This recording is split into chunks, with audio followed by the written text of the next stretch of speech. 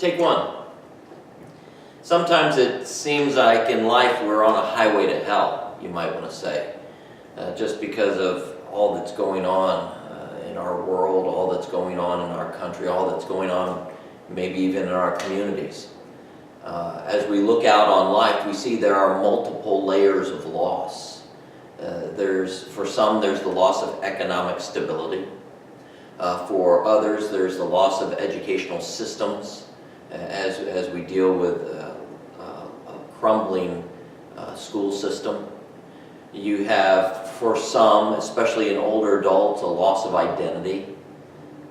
For our younger folks, we have a loss of innocence. As we look at our lives, you might feel like you have a loss of opportunity or a loss of standing, whether it be individual or as a country. Ultimately, it leads to a loss of hope and trust. But in spite of all this, there are so many times where you or I or somebody close to us still expects to be exceptional. It seems we have that attitude in our country that despite all these multiple layers of loss, we still expect to be exceptional. And we do that in our pursuit of the good life. We pursue that good life as we glory in our own achievements. We look at what we do, what we say, what we earn, and we get our glory from that. We try to get the good life by managing with our own abilities or under our own logic, that somehow if we can think it through or do the right things, that everything will work out. But time and time again, we experience that reality that we are subject to futility. You and I, everybody in this world, goes through a time of hardship. It's like it says in Isaiah 43, when you pass through the waters, when you walk through the fire. It doesn't say if, it says when. It's a reality.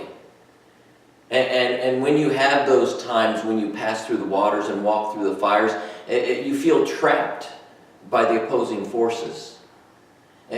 Almost as if they are enveloping you. That they're coming at you from all sides. And that the enemy is coming with a consuming fire to destroy you.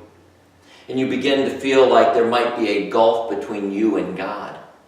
Somehow you feel hurt by a God who seems to remain hidden, that there's a silence that is deafening because you don't know where God is. And in those moments, it's as if our trials diminish us. It could even be where the trials seem to condemn you.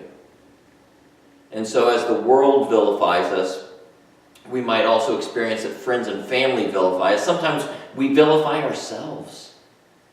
And we finally reach that point where we feel like we lack value or worth, and that our status comes into question.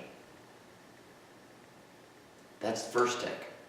Next, take two.